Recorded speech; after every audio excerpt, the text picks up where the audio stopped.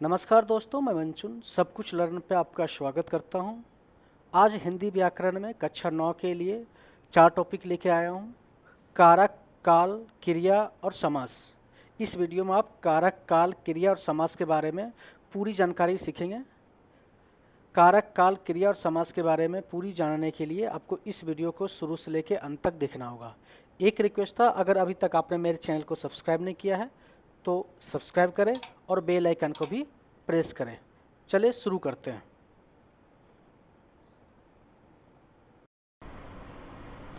कारक। कारक ऐसे शब्दों को कहते हैं जो क्रिया के करने से होते हैं। ठीक है, उदाहरण के तौर पे वाक्य ले लेते हैं। एक से राम को वनवास जाना था। ठीक है, राम एक कर्ता है और जाना एक क्रिया है, लेकिन क्रिया एवं कर्ता को मिलाने वाला शब्द जो कौन सा है, को है। इस वाक्य में को जो है ना, वो कारक के भूमिका में है। इसी वाक्य को क्या कहते हैं, वर्ड को क्या कहते हैं, शब्द को क्या कहते हैं, कारक बोलते हैं। ठीक है, इसका क्या मतलब हुआ, कर्ता को क्रिया से मिलाने वाले शब्द को कारक बोलते हैं। तो यहाँ पे क्या, राम ने सीता का अपहरण कर लिया। ठीक है, तो यहाँ पर आपने देखा प्रतीक ने पत्र लिखा। प्रतीक कौन है, कर्ता है। लिखना एक कारक है। ने दोनों को जोड़ दिया, प्रतीक ने पत्र लिखा, तो ये हो गया कारक। दूसरे शब्द में सुनीता ने खाना खा लिया। सुनीता एक कर्ता है, खाना खाना एक क्रिया है। दोनों को जोड़ दिया ने, तो इसको क्या कहते हैं, कारक। ठीक है, सुरेश को घूमने जाना है। सुरेश एक कर्ता है, घूमने जाना एक क्रिया है। उसको के थ्रू ये दोनों जुड़ा हुआ है, तो सुरेश को घूमने जाना है, तो घूमने जाना क्रिया है और सुरेश करता है, दोनों को जोड़ करने वाला शब्द कारक है, को। ट्रेन ने रफ्तार पकड़ ली, तो ट्रेन एक करता है, रफ्तार पकड़ना तेज भागना एक क्रिया है। दोनों को ज्वाइंट किसने किया, ने, तो ने हो गया कारक। ठीक है, आधी रात को कुत्ते भौंक रहे थे। कब भौंक रहे थे, आधी रात को, तो आधी रात एक कर्ता हो गया। कुत्ते भौंक रहे थे, भौंकना एक क्रिया है। कौन भौंक रहे थे, कुत्ते, वो भी करता है, तो दोनों जॉइंट किससे हुए, को से। ठीक है, सुरेश कार से जा रहा था। सुरेश और कार एक करता है, जाना एक क्रिया है। दोनों जॉइंट किया से, तो सुरेश और ये से हो गया कारक। ठीक है, कारक। कारक के कितने भेद होते हैं, कारक के टोटल 8 भेद होते हैं। कौन कौन से, कर्ता कारक, कर्म कारक, करण कारक, संप्रदान कारक, अपदान कारक, संबंध कारक, अधिकरण कारक, संबोधन कारक। अब कर्ता कारक क्या होता है उसके बारे में हम बताते हैं आपको। वाक्य में जो शब्द कार्य करता है उसे कर्ता कारक कहते हैं। इस प्रकार के कर्ता कारक के द्वारा किए गए कार्य को दर्शाते हैं। जैसे कि इसका प्रयोग सदैव भूतकाल में होता है। ने जो शब्द होता है ये कर्ता कारक के विभूति हैं। राम ने खाना खा लिया, तो खाना खाना एक कार्य है। ठीक है, राम कर्ता ने एक कार्य किया, तो दोनों शब्द जो हैं जुड़े हुए हैं किससे, ने से। तो राम ने खाना खा लिया, तो खाना खाना एक कार्य है और राम ने खाया, इसलिए तो ने जो शब्द है ये कर्ता कारक है। धीरज ने अपना काम कर लिया, तो धीरज कौन सा है, कर्ता है। कार्य है, करना जो क्रिया कौन सा है, काम कर लिया, करना एक क्रिया है। कौन सा काम, अपना काम कर लिया। वैशाली ने यह कहा था, माताजी ने कुत्ते पाले हैं, तुमने क्या किया, ट्रेन ने रफ्तार पकड़ ली, रविंदर ने चुप रहना सही समझा, प्रतिलिपि ने प्रतियोगिता शुरू की है। तो इस तरह के उदाहरण किसके हैं, कर्ता कारक के हैं। ठीक है, ये सारे जो कर्ता हैं ने के साथ जुड़ा हुआ है। ठीक है, इसलिए ये सारे कर्ता कारक कहलाते हैं। ये उदाहरण है कर्ता कारक के। आगे चलते हैं। कर्म कारक क्या होता है, इस प्रकार का कारक हो, क्रिया पर प्रभाव डालता है, इस कारण इसे कर्म कारक कहा जाता है। को इसका चिन्ह माना जाता है। ठीक है, जैसे धीरज को मारा, कर्ता यह धीरज है और मार कौन खाए, धीरज ही खाया। तो ये जो मार खाना होता है उस पर क्रिया पे प्रभाव डाल रहा है, तो इस कारण ये जो उदाहरण है वो कर्म कारक। कर्म, धीरज को मारा, निखिलेश को ये दे दो, राम ने सुग्रीव को राजगद्दी दिलाई, जामवंत हनुमान को कुछ याद दिला रहे थे, सुमन कानपुर जा रही है। यहाँ पे जो को है ना का लोप हो चुका है। तो इस तरह के भी कुछ एग्जाम्पल्स आते हैं, जैसे यहाँ पे मैंने लिखा है ऑलरेडी, किंतु कहीं कहीं पर को का लोप होता है। ऐसे एवं इसके बिना ही जो वाक्य बनता है उसे कर्म कारक भी कहा जाता है। ठीक है, तो हर समय जो को है ना यूज नहीं होता है कर्म कारक, मगर कभी कभी लोप हो जाता है, तब भी वो कर्म कारक के अंतर्गत आते हैं। कर्ण कारक किसे कहते हैं? कर्ण कारक क्रिया करवाने के साधन को कहा जाता है। अब उदाहरण के तौर पे वाक्य ले लेते हैं। नीता खिलौने से खेल रही है। यहाँ देखा जाए तो यहाँ पे जो नीता है कर्ता है एवं खिलौना जो है क्रिया है, और क्रिया को खेलने को कौन सा प्रेरित कर रहा है? खिलौना। ठीक है, तो क्रिया जो करने वाला क्रियान्वित वर्ड है वो खिलौना है, तो इस कारण से इसे कहते हैं कर्ण कारक। अब दूसरा उदाहरण मैं लेकर बताता हूं। अनंत ट्रेन से जा रहा है, तुम किससे मिलोगे? कौन से देश विश्व कप खेलेंगे? पाकिस्तान से क्रिकेट मैच जीतना है। कृष्ण को राधा से प्रेम है। मैं यह कलम से लिख रहा हूँ। बाबा कुल्हड़ में चाय पीते हैं। तो इस तरह के जो भी वाक्य आते हैं वो कर्ण कारक के अंतर्गत आते हैं। कर्ण कारक के बाद संप्रदान कारक। किसी भी वाक्य में क्रिया को क्रियान्वित करने वाला व्यक्ति, वस्तु अथवा तत्व कर्ता कहलाता है, लेकिन वह जिस व्यक्ति, वस्तु अथवा तत्व के लिए ऐसा करता है उसे संप्रदान कारक कहा जाता है। संप्रदान कारक की विभक्ति क्या है? के लिए होती है। ठीक है, धीरज के लिए खाना लाओ, ट्रेन के लिए पटरी बना रही है, वो दुबई के लिए रवाना हो गई, उत्तर के लिए पुस्तक लाइए, भूखों के लिए भोजन बनाओ, सर्दी से बचने के लिए रजाई ले जाओ या रजाई ले आओ। इस तरह के जो वाक्य होते हैं संप्रदान कारक होते हैं। ठीक है, आगे चलते हैं। संप्रदान कारक के बाद कौन सा कारक है? अपदान कारक। अपदान कारक किसी वस्तु से किसी अन्य वस्तु के विभाजन का बोध कराता है। एक वस्तु दूसरे वस्तु के विभाजन का बोध कराता है, उसे कहते हैं आपादान कारक। उदाहरण के तौर पे मैं बताता हूँ, पेड़ से फल गिरा, पेड़ अलग है फल अलग है, पर फल गिर गया, तो ये हो गया आपादान कारक के अंदर में इस तरह के वाक्य आते हैं। जैसे कि मैं आपको बता दूं, नल से पानी गिर रहा है, मेरा घर वाहन वहां से दूर है। ठीक है, बादलों से बारिश हो रही है, टीना कुत्ते से डरती है। से सारे जगह लग रहा है से, तो आपदान कारक के जो चिन्ह है वो से है। ठीक है, कलाइयों से घड़ी गिर गई, मैं अपने अध्यापक से भय रखता हूं, मतलब डरता हूं। तो दोनों जो शब्द जुड़ा हुआ है से जुड़ा हुआ है, तो इस तरह के शब्द को या इस तरह के वाक्य क्या कहते हैं? आपदान कारक। उसके बाद संबंध कारक आते हैं। संबंध कारक क्या कहलाता है? क्या होता है? संज्ञा या सर्वनाम में संबंध दर्शाने के लिए प्रयोग किया जाता है। ठीक है, संबंध कारक का प्रयोग किन्हीं दो तत्व, वस्तु अथवा व्यक्तियों के माध्यम के संबंध को दर्शाता है। इसके विभक्ति चिन्ह कई सारे हैं, जैसे वे, री, रा, की, के, का, रा, ये हैं। संज्ञा लिंग या वचन के द्वारा इसकी विभक्ति को बदला जा सकता है। संबंध कारक के कुछ वाक्य मैंने ले रखा है, वो बताता हूँ आपको। कानपुर शिवम का घर है। ठीक है, किसका घर है? शिवम का, तो का हो गया संबंध कारक, दोनों संबंध जुड़ा हुआ है। ठीक है, वह मेरा पुत्र है, उसके सर में दर्द है, तो दर्द और सर दोनों एक ही आदमी को हो रहा है, तो दोनों संबंध एक दूसरे को जुड़ रहा है, इस कहते हैं संबंध कारक। ट्रेन की रफ्तार बहुत तेज है, मैं हिंदी का कवि हूँ, वह सुरेश की कलम है, वह माही का बल्ला है, खेतों के मालिक आ रहे हैं, तो इस तरह के जो वाक्य आते हैं वो संबंध कारक के अंतर्गत आते हैं। ठीक है, अब संबंध कारक के बाद चलते हैं आगे। अधिकरण कारक, वाक्य में जिस शब्द द्वारा कर्ता के आधार का बोध हो वह अधिकरण कारक कहलाता है।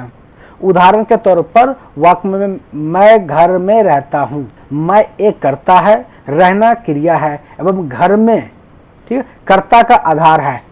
ठीक है, इस कारण से इस तरह के प्रयोग किए गया अधिकरण कारक का विभक्ति चिन्ह मैं हूँ। ठीक है, मैं होता है। ठीक है, जैसे निखिलेश ने कलम बैग में रखी, वह शाम को नहर किनारे गया था, मंदिर में दिया जल रहा है, रजाई पलंग पर रखी है, टोकरी में आम रखे हैं, पानीपत में अकबर का युद्ध हुआ था, दराज के अंदर क्या है। तो इस तरह के जो वाक्य आते हैं अधिकरण कारक के अंदर आते हैं। ठीक है, आगे चलते हैं। आगे क्या है? संबोधन कारक।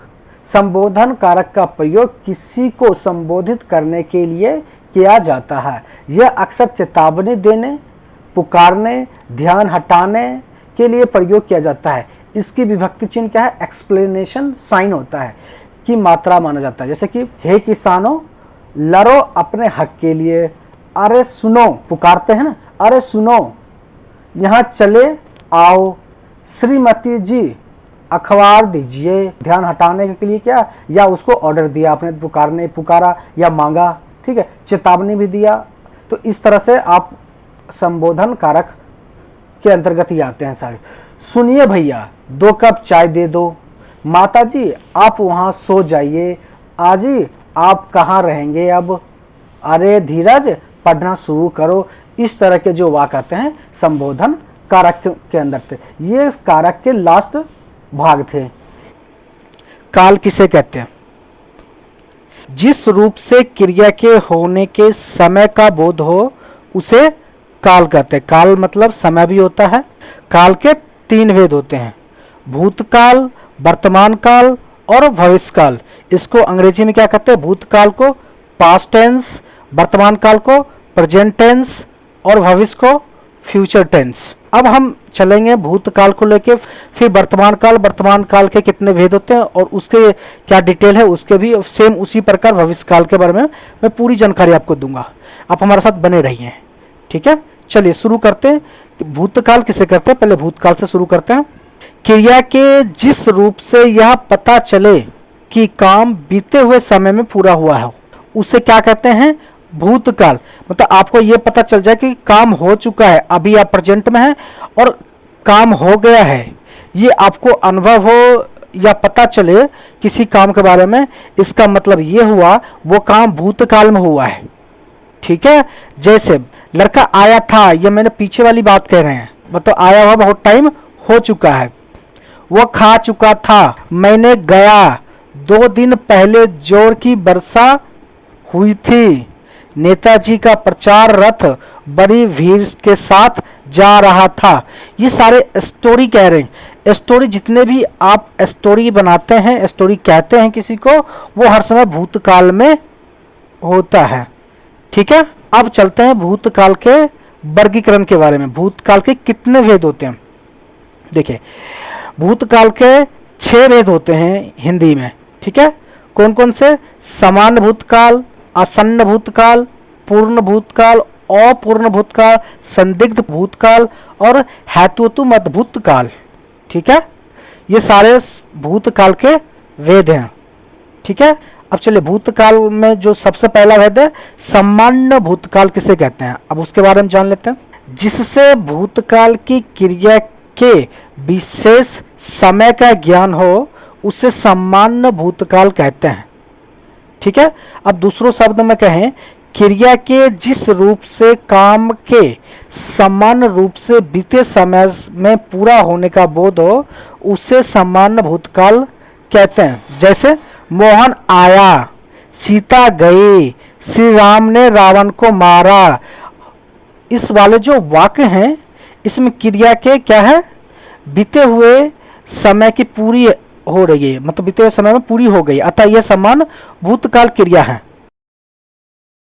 आसन भूतकाल क्रिया के जिस रूप से यह पता चले कि क्रिया अभी कुछ समय पहले ही पूर्ण हुए हैं, उसे आसन्न भूतकाल कहते हैं। इससे क्रिया की समाप्ति निकट भूत में या तत्काल ही सूचित करते हैं, मतलब अभी अभी तत्काल में जो काम हुआ है उसको आसन्न भूतकाल कहते हैं।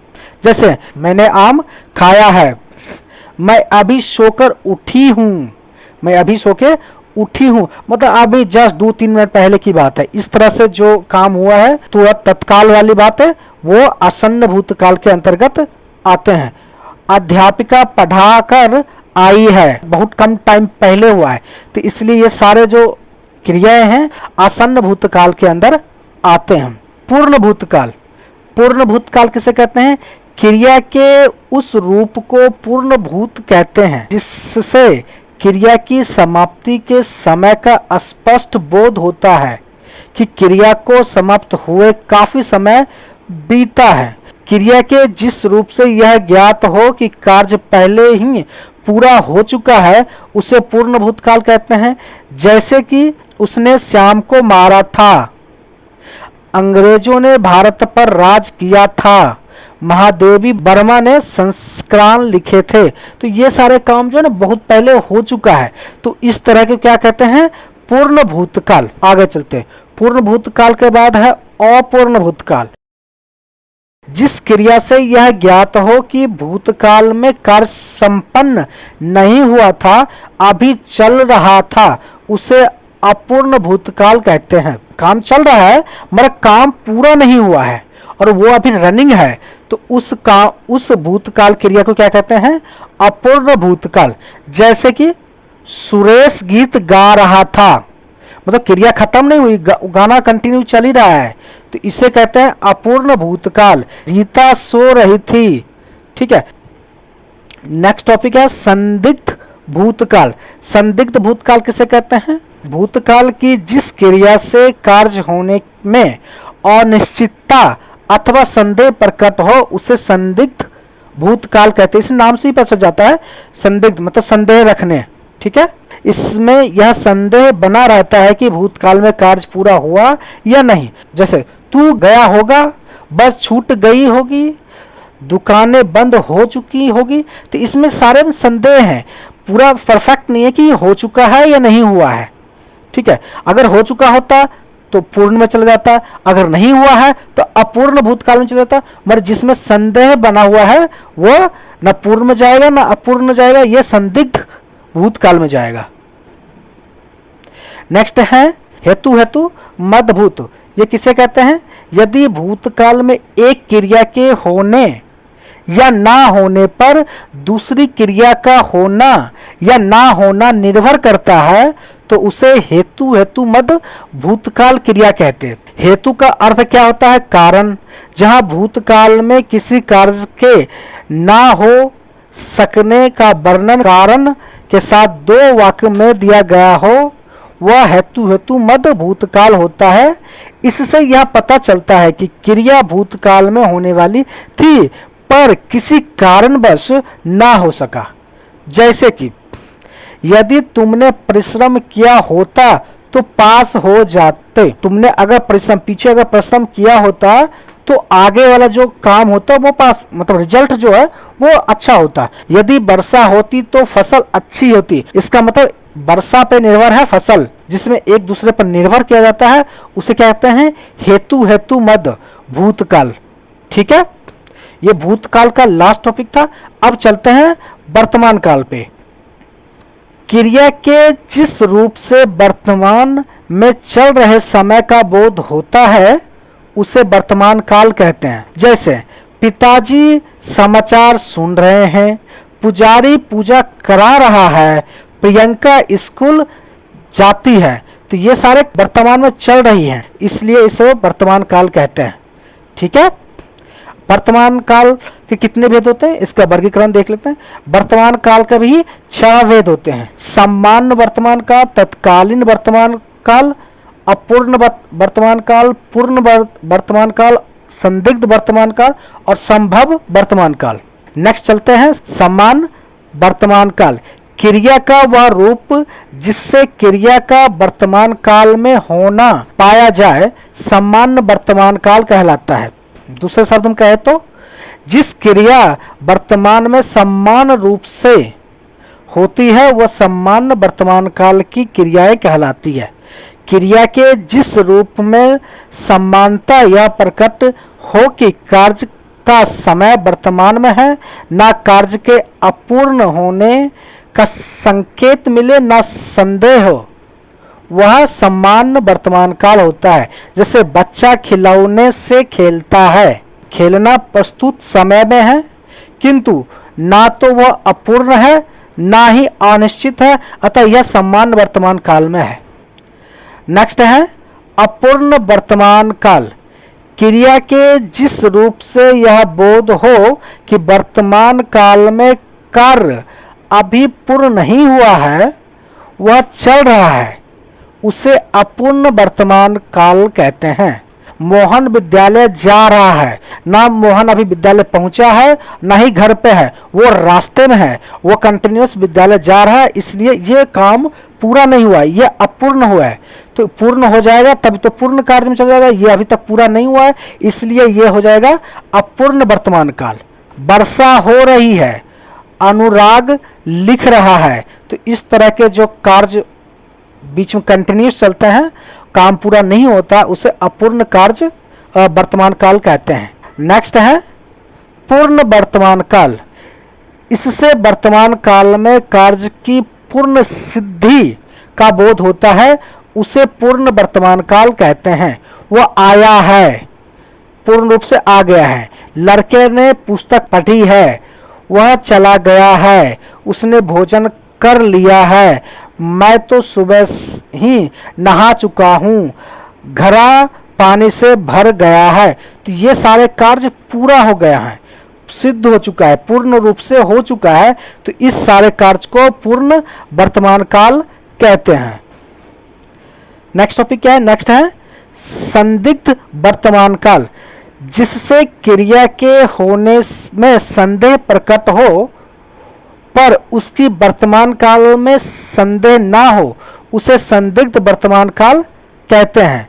दूसरे शब्द में, सरल शब्दों में कह दें, जिस क्रिया में वर्तमान समय में पूर्ण होने में संदेह हो उसे संदिग्ध वर्तमान काल कहते हैं। जैसे माँ खाना बना रही होगी, पूर्ण भी हो चुका है और नहीं भी पूर्ण हो चुका होगा, मगर हम संदेह प्रकट कर रहे हैं कि वो बना रही होगी, तो रही होगी वाले जो शब्द आते हैं ना, जहाँ संदेह प्रकट होता है, उसको संदिग्ध वर्तमान काल कहते हैं। राम पढ़ता होगा, हलवाई मिठाई बनाता होगा, आज विद्यालय खुला होगा, तो इस तरह के जो संदेह प्रकट किया जाता है जिस वाक्य में, और उसे क्या कहते हैं? संदिग्ध वर्तमान काल। आगे चलते हैं, तत्कालीन वर्तमान काल किसे कहते हैं? क्रिया के जिस रूप से यह पता चलता है कि कार्य वर्तमान काल में हो रही है उसे तत्कालीन वर्तमान काल कहते हैं। जैसे मैं पढ़ रहा हूँ, ठीक है, वह जा रहा है, तो ये सारे जो वाक्य हैं वो तत्कालीन, कंटिन्यूअस चल रहे, तत्कालीन हो रहा है, तो उसे कहते हैं तत्कालीन वर्तमान काल। नेक्स्ट टॉपिक है संभव वर्तमान काल। इससे वर्तमान काल में काम के पूरा होने का संभावना रहती है, उसे संभव वर्तमान काल कहते हैं।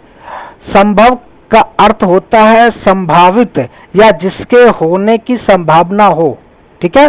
जैसे वह आया है, वह लौटा हो, वह चलता हो, उसने खाया हो, तो इस तरह के जो वाक्य होते हैं वो संभव वर्तमान काल के होते हैं, ठीक है। भविष्य में होने वाली क्रिया को भविष्य काल की क्रिया कहते हैं। जैसे वह कल घर जाएगा, आने वाले दिन में कल। हम सर्कस देखने जाएंगे, किसान खेत में बीज बोएगा। अब भविष्य काल के कितने भेद होते हैं उसको जान जाते हैं। भविष्य काल के 3 भेद होते हैं। कौन कौन से? सामान्य भविष्य काल, संभव भविष्य काल और हेतु मद भविष्य काल, ठीक है। चलते हैं सामान्य भविष्य काल पे। क्रिया के जिस रूप से उसके भविष्य में समान ढंग से होने का पता चलता है उसे समान भविष्यकाल कहते हैं। इससे यह प्रकट होता है कि क्रिया संभवतः भविष्य में होगी, जैसे कि बच्चे कैरम बोर्ड खेलेंगे, वह घर जाएगा, दीपक अखबार बेचेगा। इसमें भविष्य में समान रूप से काम के होने की सूचना दे रहा है, अतः यह समान भविष्यकाल के क्रियाएं हैं। नेक्स्ट टॉपिक है संभव भविष्यकाल। क्रिया के जिस रूप से उसके भविष्य में होने का संभावना का पता चलता है उसे संभव भविष्यकाल कहते हैं, जिससे भविष्य में किसी कार्य के होने का संभावना हो। जैसे शायद चोर पकड़ा जाए, परीक्षा में शायद मुझे अच्छे अंक प्राप्त हो सकता है कि मैं कल वहां जाऊं। तो ये सारे जो वाक्य दिए गए हैं इसमें क्रिया में के भविष्य में होने का संभावना है, यह पूर्ण रूप से होगी ऐसा निश्चित नहीं होता, अतः यह संभव भविष्य काल के क्रियाएं हैं। नेक्स्ट टॉपिक है हेतु मद भविष्यकाल। क्रिया के जिस रूप से एक कार्य का पूरा होना दूसरे आने वाले समय की क्रिया पर निर्भर हो उसे हेतु मद भविष्यकाल कहते हैं। वह आए तो मैं जाऊं, एक दूसरे पर निर्भर हो रहा है यहाँ पे। वह कमाए तो मैं खाऊं, वह पढ़ेगा तो सफल होगा, इस तरह के एक दूसरे पर निर्भर होते हैं, उसे हेतु मद भविष्यकाल कहते हैं। ठीक है, ये काल के लास्ट चैप्टर था, भविष्यकाल के भी लास्ट चैप्टर था। जिन शब्दों या पदों से यह पता चले कि कोई कार्य हो रहा है उसे क्या कहते हैं? क्रिया कहते हैं। ठीक है, व्याकरण में कोई भी वाक्य क्रिया के बिना पूरा नहीं होता है, इसे भी व्याकरण में एक विकारी शब्द माना जाता है। ये सारे इंपॉर्टेंट पॉइंट मैं आपको बता रहा हूँ क्रिया के बारे में। ठीक है, क्रिया हमें समय सीमा के बारे में संकेत देती है। क्रिया के रूप की वजह से हमें यह पता चलता है कि कार्य वर्तमान में हो रहा है, भूतकाल में हो रहा है, हो चुका है या भविष्यकाल में होगा। ये काल का चैप्टर है। अगर काल के बारे में पूरी जानकारी आपको चाहिए तो डिस्क्रिप्शन में लिंक है काल के बारे में, वहाँ पे लिंक पे क्लिक करें और काल के पूरी डिटेल आपको मिल जाएगा। उस वीडियो को पूरा देखें, काल के बारे में समझ में आ जाएगा आपको। ठीक है, चलते हैं यहाँ पे। क्रिया का निर्माण धातु से होता है। जब धातु में ना लगा दिया जाता है तब क्रिया बन जाती है। ठीक है, क्रिया को संज्ञा विशेषण से भी बनाया जाता है। ठीक है, अब संज्ञा और विशेषण के बारे में आपको पूरी जानकारी के लिए डिस्क्रिप्शन में लिंक मैंने ऑलरेडी दे रखा है, संज्ञा के बारे में भी और विशेषण के बारे में। वहां से आप संज्ञा और विशेषण के बारे में पूरा सीख सकते हैं। ठीक है, चलिए, क्रिया का सार्थक शब्द के 8 वेदों में से एक माना जाता है।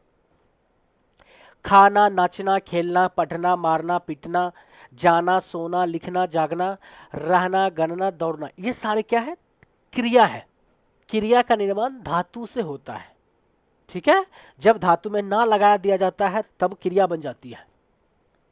धातु जिस मूल रूप से क्रिया को बनाया जाता है उसे धातु कहते हैं। यह क्रिया का ही एक रूप होता है। धातु को क्रिया का मूल रूप कहते हैं। ठीक है, जैसे बोल, पढ़, घूम, लिख, गा, हंस, देख, जा, खा, बोल, रा आदि, ये सारे धातु हैं। मूल धातु, समान धातु, युतर्प धातु, यौगिक धातु। ठीक है, ये सारे धातु के भेद हैं। धातु के भेद कितने होते हैं? 4 होते हैं। मूल धातु, समान धातु, उत्पूर्व और यौगिक। ठीक है, मूल धातु किसे कहते हैं? मूल धातु किसी पर आश्रित ना होकर स्वतंत्र होती है, उसे मूल धातु कहते हैं। जैसे खा, पढ़, लिख, गा, जा, रो आदि, ये सारे क्या है? मूल धातु है। अब है समान धातु। समान धातु किसे कहते हैं? धातु में जो ना प्रत्यय जोड़कर उसका सरल रूप बनाया जाता है उसे सामान्य धातु कहते हैं। जैसे सोना, रोना, पढ़ना, बैठना, लिखना, बोलना, घूमना, गाना, हंसना, देखना, जाना, खाना, बोलना, रोना, ये सारे सामान्य धातु हैं। व्युत्पन्न धातु किसे कहते हैं? सामान्य धातु से प्रत्यय लगाकर या और किसी कारण से जो परिवर्तन किया जाते हैं उसे व्युत्पन्न धातु। जैसे पढ़वाना, कटवाना, दिलवाना, करवाना, सुलवाना, लिखवाना, बुलवाना, खिलवाना, धुलवाना आदि, ये सारे क्या है? व्युत्पन्न धातु। ठीक है। यौगिक धातु क्या होता है? यौगिक धातु के बारे में जानते हैं। यौगिक धातु को प्रत्यय जोड़कर बनाया जाता है। ठीक है। जैसे पढ़ना से पढ़, लिखना से लिखा, खाना से खिलाई जाती जाए। अब चलते हैं क्रिया के बारे में जानते हैं। क्रिया के दो भेद होते हैं, अकर्मक क्रिया और सकर्मक क्रिया। कर्मक क्रिया किसे कहते हैं वो देख लेते हैं। अकर्मक क्रिया का अर्थ होता है कर्म के बिना या कर्म रहित, जिन क्रियाओं को कर्म की जरूरत नहीं पड़ती है या जो क्रिया प्रश्न पूछने पर कोई उत्तर नहीं देती है, उन्हें अकर्मक क्रिया कहते हैं। अर्थात जिन क्रियाओं का फल और व्यापार कर्ता को मिलता है उसे अकर्मक क्रिया कहते हैं। जैसे तैरना, कूदना, सोना, ठहरना, उछलना, मरना, जीना, बसना, रोना, चमकना, हंसता, चलता, दौड़ता, लजाना, होना, बढ़ना, खेलना, अकरना, डरना, बैठना, उगना, जीना, चमकना, ढोलना, मरना, घटना, फंसना, जगना, बरसना, उलझना, कूदना आदि, ये सारे अकर्मक क्रिया के प्रकार हैं। ठीक है। अब उदाहरण के तौर पे देख लेते हैं। वह चढ़ता है, वे हंसते हैं, नीता खा रही है। ठीक है। इसमें जो क्रिया है ये इसका कर्म रहित है और सारे जो क्रेडिट ले रहा है वो कर्ता ले रहा है, इसलिए ये अकर्मक क्रिया के रूप है। ठीक है। अब चलते हैं सकर्मक क्रिया पे। सकर्मक क्रिया क्या होता है? सकर्मक क्रिया का अर्थ होता है कर्म के साथ या कर्म सहित। अकर्मक क्रिया में कर्म के साथ नहीं था और कर्म रहित था। इसमें क्या है? उल्टा है, जस्ट अपोजिट है। जिस क्रिया का प्रभाव कर्ता पर ना पड़कर कर्म पर पड़ता है उसे सकर्मक क्रिया कहते हैं। अर्थात जिन शब्दों की वजह से कर्म की आवश्यकता होती है उसे सकर्मक क्रिया कहते हैं। जैसे वो चढ़ाई चढ़ता है, मैं खुशी से हंसता हूँ, नीता खाना खा रही है। ठीक है। इस तरह की क्रिया को सकर्मक क्रिया कहते हैं। अब सकर्मक क्रिया के कितने भेद होते हैं? सकर्मक क्रिया के 3 भेद होते हैं। एक कर्मक क्रिया, द्वि कर्मक क्रिया और अपूर्ण क्रिया। ठीक है। जिस क्रिया के केवल एक कर्म के पूरे होने का पता चलता है उसे पूर्ण एकर्मक क्रिया कहते हैं।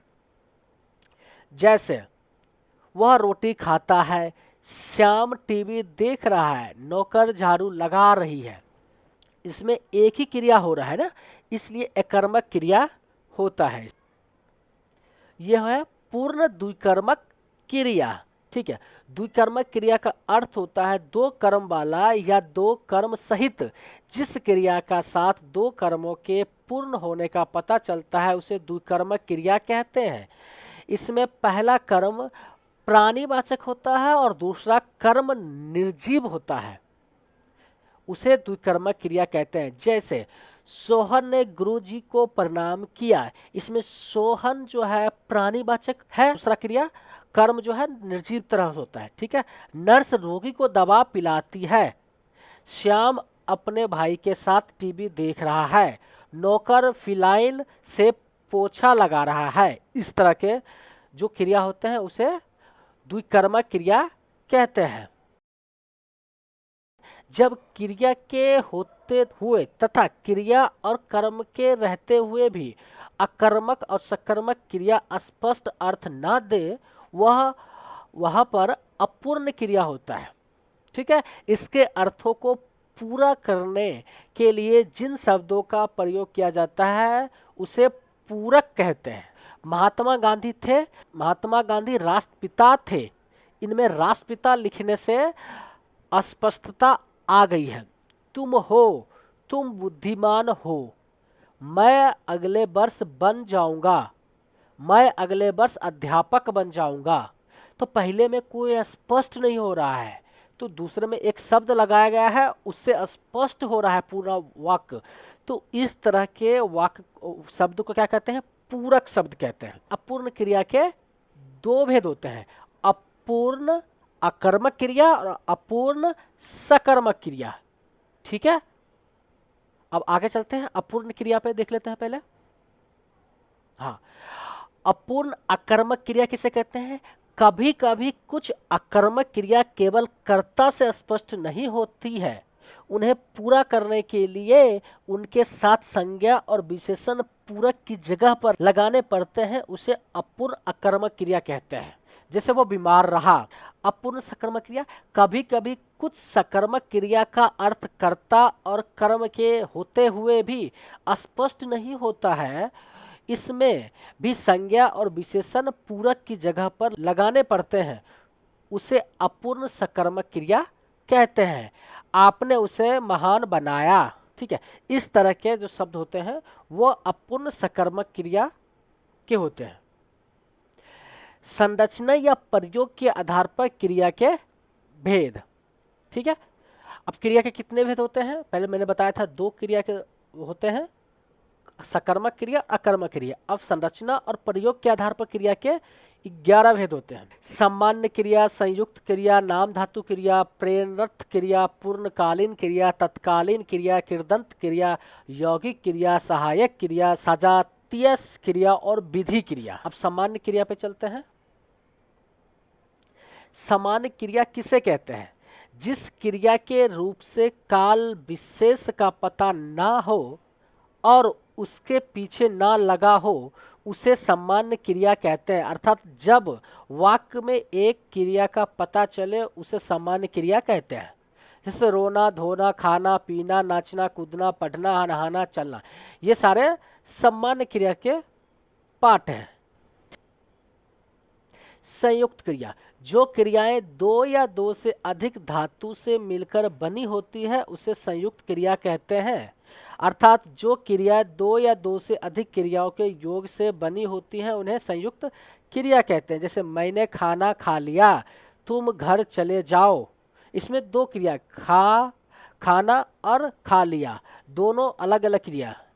ठीक है, चले जाओ, चलना भी क्रिया है और जाओ भी क्रिया है, तो दो क्रिया होती है इसमें, तो उसे संयुक्त क्रिया कहते हैं। अब चलते हैं संयुक्त क्रिया के भेद पर। ठीक है, अब संयुक्त क्रिया के 11 भेद होते हैं।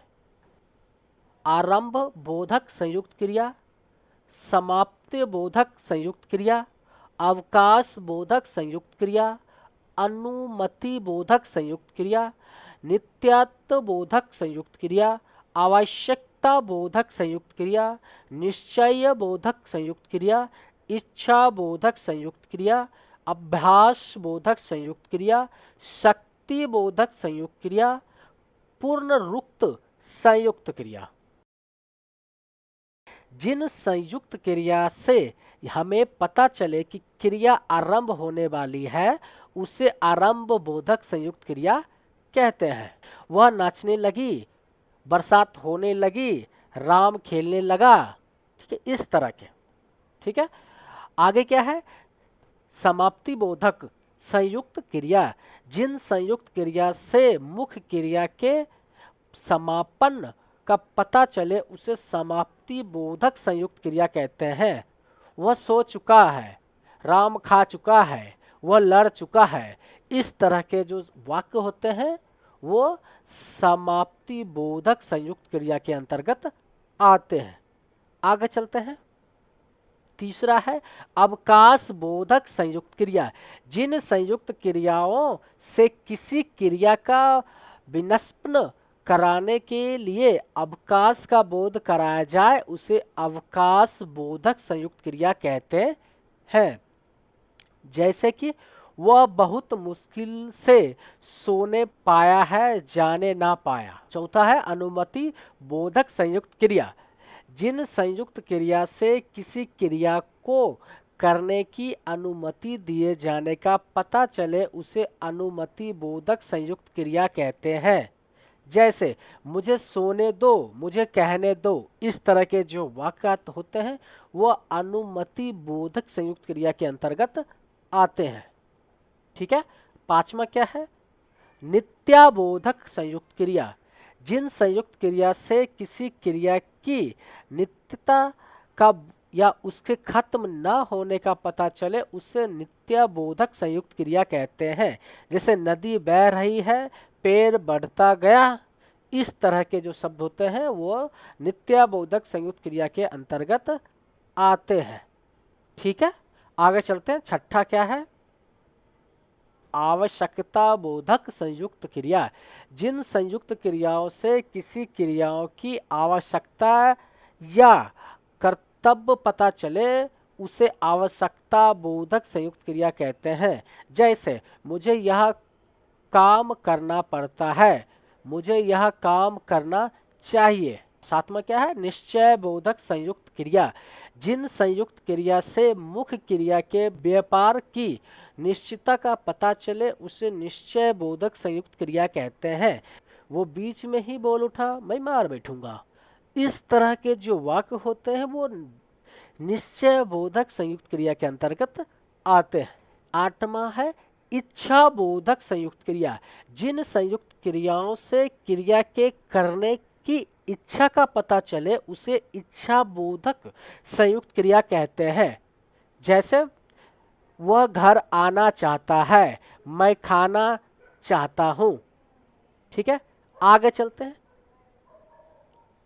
अभ्यास बोधक संयुक्त क्रिया। जिन संयुक्त क्रियाओं से क्रिया को करने के अभ्यास का पता चले उसे अभ्यास बोधक संयुक्त क्रिया कहते हैं।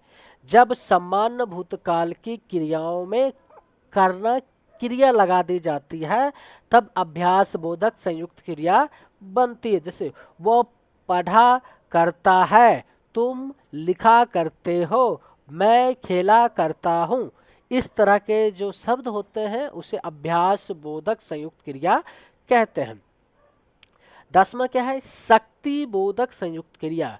जिन संयुक्त क्रियाओं से क्रिया को करने के लिए शक्ति का पता चलता है उसे शक्ति बोधक क्रिया कहते हैं।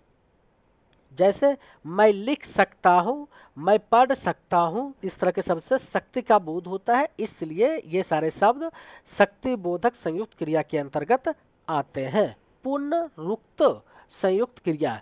जब दो समान ध्वनि वाली क्रियाओं के जोड़ने का पता चलता है उसे पुनरुक्त संयुक्त क्रिया कहते हैं। जैसे वह खेला कूदा करता है, खेलना अलग क्रिया है और कूदना अलग क्रिया है, दोनों को ज्वाइंट करके एक साथ यूज किया जाता है, उसे पुनरुक्त क्रिया कहते हैं। आगे क्या है? नाम धातु क्रिया। क्रिया को छोड़कर संज्ञा सर्वनाम विशेषण से मिलकर संयुक्त क्रिया को नाम धातु कहते हैं। यह धातुओं के नाम से बनी होती है, इसलिए इसे नाम धातु कहलाती है। हाथ से हथियाना, बात से बतियाना, दुखना से दुखना, चिकना से चिकनाना, लाठी से लठियाना, लत से लतियाना, पानी से पनियाना, बिलन से बिल गाना, स्वीकार से स्वीकाराना, अधिकार से अधिकाराना, उद्धार से उद्धारना, शर्म से शर्माना, अपना से अपनाना, लज्जा से लजाना, झूठ से झुठलाना, टक्कर से टकराना, लालच से ललचाना, सठिया से सठियाना, गरम से गरमाना, अपना से अपनाना, दोहरा से दोहराना आदि जो शब्द होते हैं ये नाम धातु क्रिया के अंतर्गत आते हैं। जैसे उदाहरण के लिए, लुटेरों ने जमीन हथिया ली, उसने उन्हें लतिया दिया। इस तरह के जो वाक्य होते हैं वो नाम धातु क्रिया के अंतर्गत आते हैं। ठीक है, आगे चलते हैं। संज्ञा शब्दों से बनाए हुए कुछ नाम धातु के उदाहरण। शर्म से शर्माना, लोभ से लुभाना, बात से बतियाना, झूठ से झुठलाना, लात से लतियाना, दुख से दुखियाना। इस तरह से जो शब्द होते हैं वो संज्ञा के शब्द हैं और उससे नाम धातु बनाया गया है। ठीक है, आगे चलते हैं। सर्वनाम शब्दों से बने नाम धातु के उदाहरण देख लेते हैं कुछ। अपना से अपनाना, पराया से परायाना, इसे वे है सर्वनाम से बने हुए नाम धातु। ठीक है, आगे चलते हैं। विशेषण से बने कुछ नाम धातु के बारे में देख लेते हैं। साठ से सठियाना, तोतला से तुतलाना, नरम से नरमाना, गरम से गरमाना, लज्जा से लजाना, लालच से ललचाना, फिल्म से फिल्माना। इस तरह से विशेषण से नाम धातु के लिए। ठीक है, आगे चलते हैं।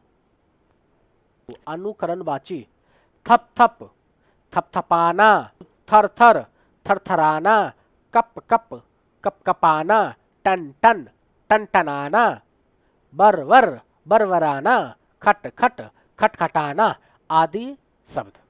ठीक है, आगे चलते हैं। प्रेरणार्थक क्रिया, जिन क्रियाओं के प्रयोग से यह पता चले कि कर्ता खुद कार्य ना करके किसी और से कार्य करवा रहा है या किसी और को कार्य करने की प्रेरणा दे रहा है, उसे प्रेरणार्थक क्रिया कहते हैं। जैसे कटवाना, करवाना, बोलवाना, पढ़वाना, लिखवाना, खिलवाना, सुनाना, पिलवाना, पिलवाता, पिलवाती आदि।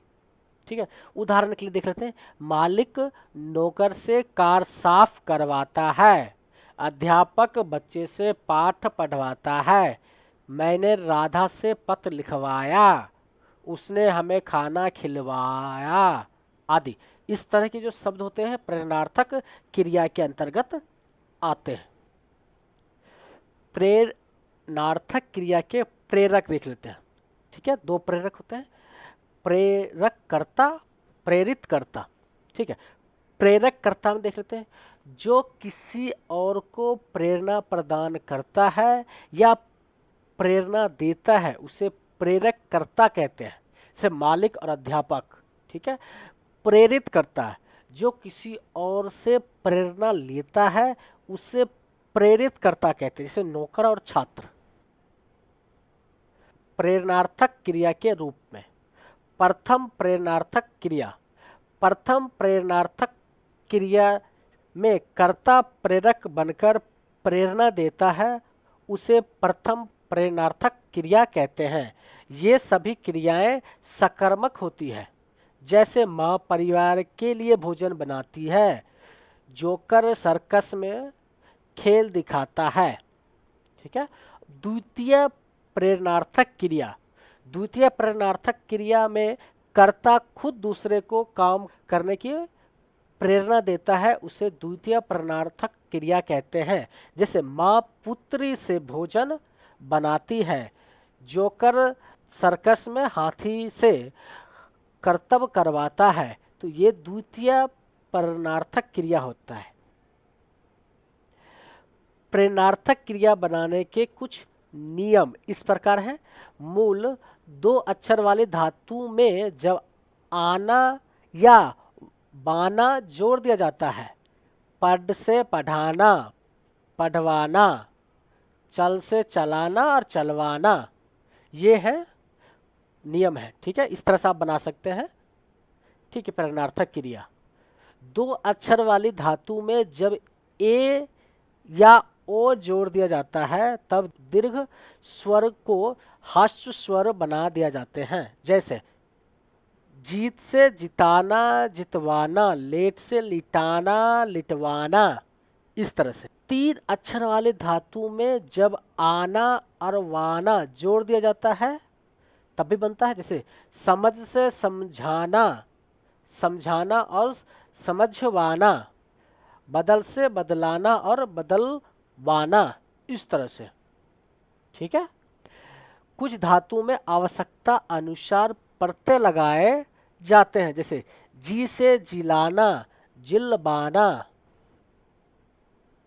पूर्णकालीन क्रिया किसे कहते हैं? पूर्णकालीन का अर्थ होता है पहले से हुआ।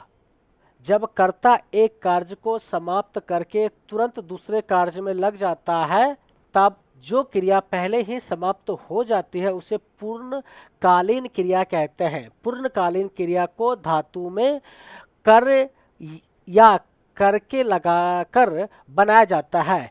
जैसे पुजारी ने नहाकर पूजा की, चोर सामान चुराकर भाग गया, विद्यार्थी ने पुस्तक से देखकर उत्तर दिया, वह खाकर सो गया।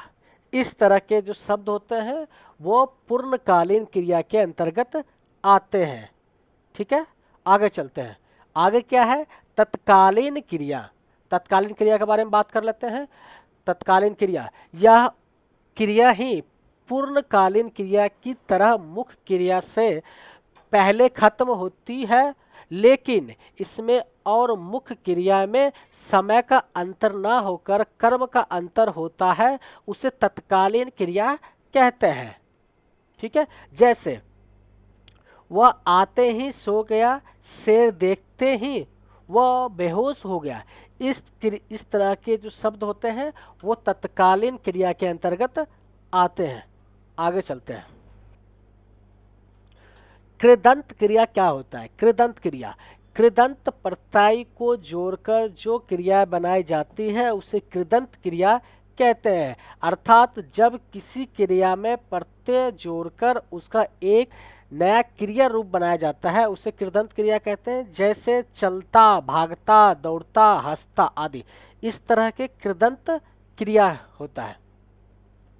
ठीक है, आगे चलते हैं। आगे क्या है? यौगिक क्रिया। जिन वाक्यों में दो क्रियाएं एक साथ आती है और दोनों मिलकर मुख्य क्रिया का काम करती है उसे यौगिक क्रिया कहते हैं। इनमें पहले क्रिया पूर्णकालीन होती है। जैसे वह सामान रखकर गया, परीक्षा सिर पर आ चुकी है।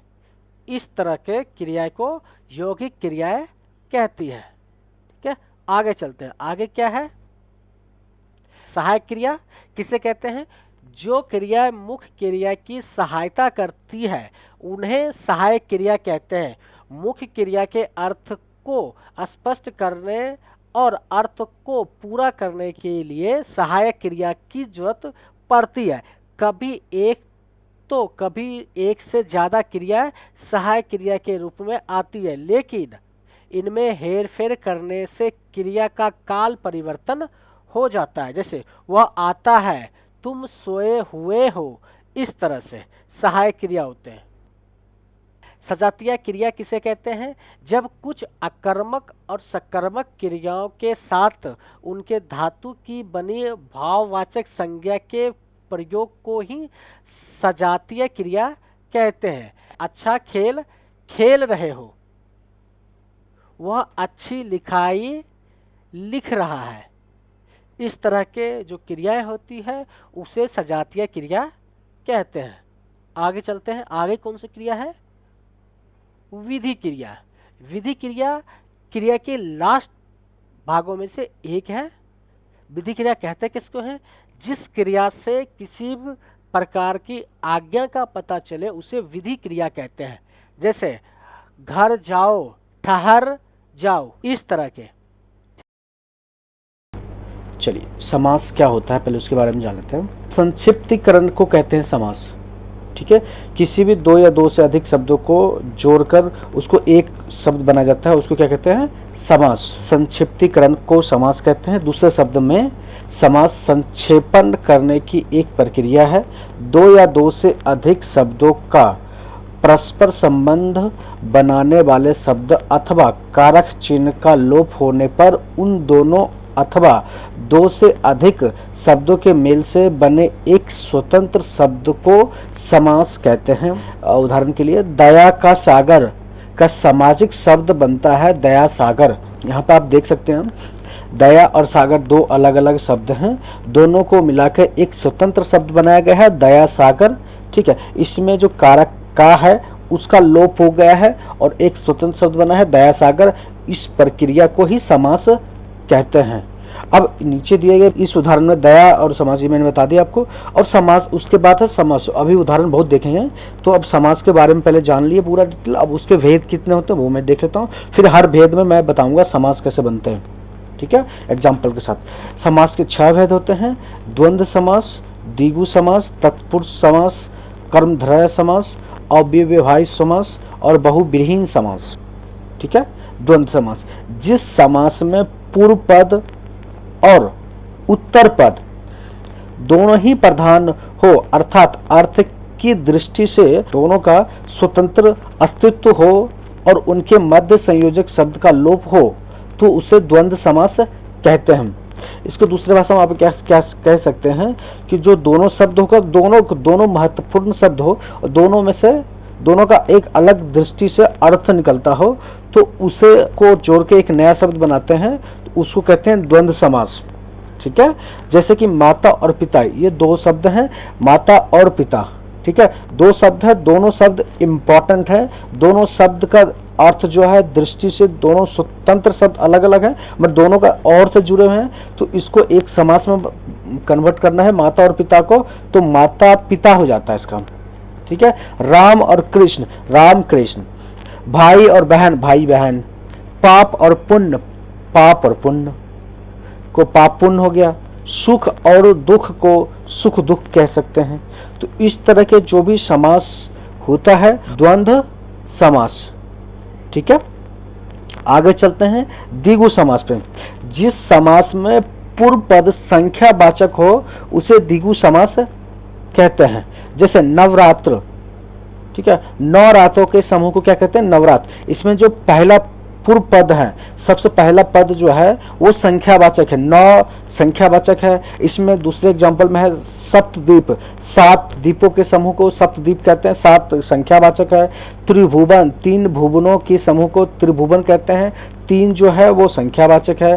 7 मंजिला, 7 मंजिलों का समूह को 7 मंजिला कहते हैं, 7 एक संख्यावाचक है, ठीक है। तो इस तरह के जितने भी वाक्य या शब्द आते हैं वो द्विगु समास के अंतर्गत आते हैं, ठीक है। अब द्विगु समास के बाद तत्पुरुष समास।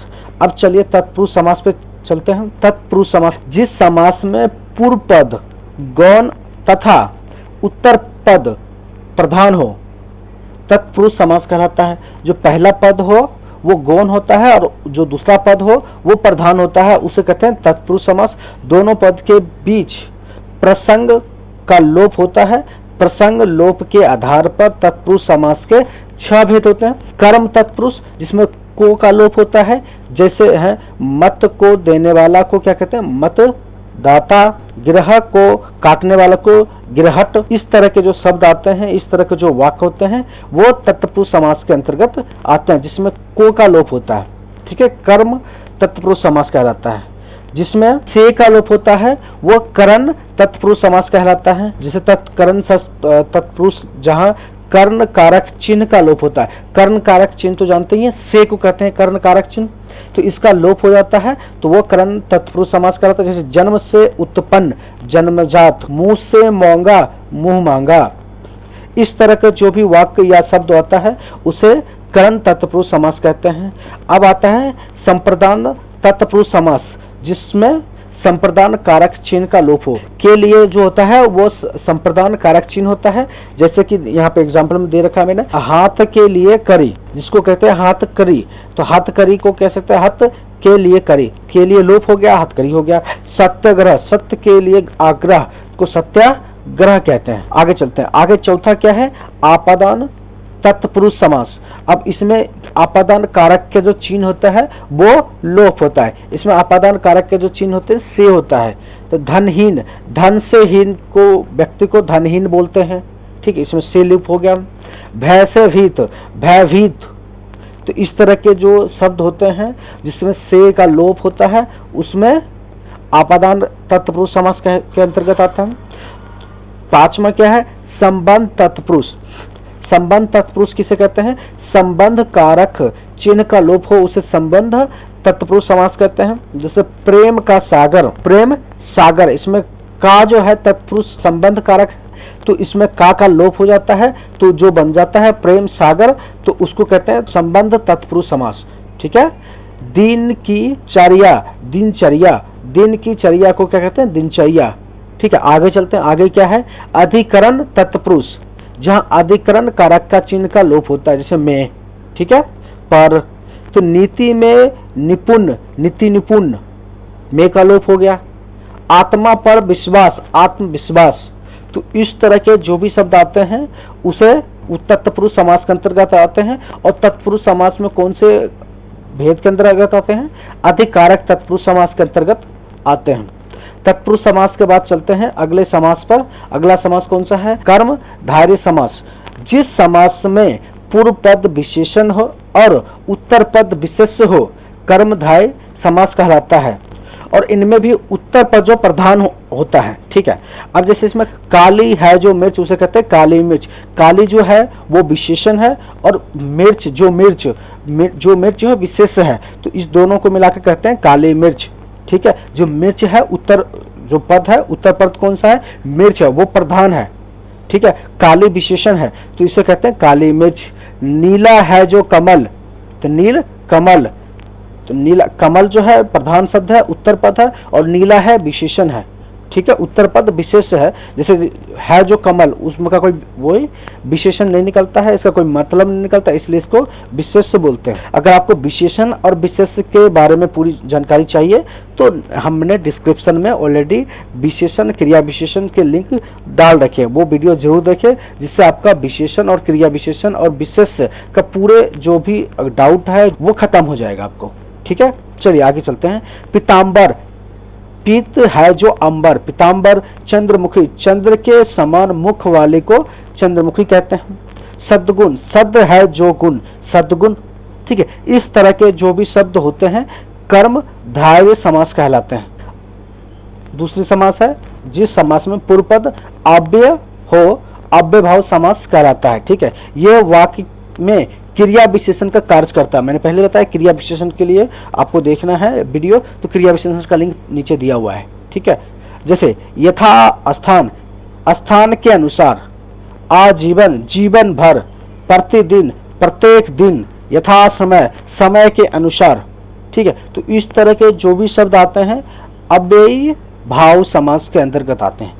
ठीक है, अब चलते हैं लास्ट, बहुविहीन समास। बहुविहीन समास कौन सा समास होता है? जिस समास में दोनों पद के मध्यम में एक विशेष या तीसरा अर्थ का बोध होता है उसे बहुविहीन समास कहते हैं। ठीक है, जैसे महात्मा, महान आत्मा है जिसका, अर्थात ऊंची आत्मा वाले को क्या कहते हैं? महात्मा। नीलकंठ, नीला कंठ है जिसका, अर्थात शिव जी। लंबोदर, लंबा उद्र है जिसका अर्थ क्या है? गणेश जी। तो इस तरह के गिरिधर, गिरि को धारण करने वाला अर्थात कृष्ण। मक्खीचूस मतलब बहुत कंजूस व्यक्ति, तो इसको कहते हैं मक्खीचूस। मतलब ऐसा शब्द दो पद होते हैं जिसके मध्य में एक तीसरा ही अर्थ निकल जाता है, उसको कहते हैं बहुविहीन समास। ठीक है, ये लास्ट था समास के 6ठे भेद में से लास्ट भेद था। अगर ये वीडियो आपको अच्छा लगा है तो इस वीडियो को लाइक करें और शेयर करें। समास के बारे में यदि आपका कोई भी सवाल हो या सुझाव हो तो हमें कमेंट के थ्रू आप बता सकते हैं। वीडियो देखने के लिए आपको धन्यवाद।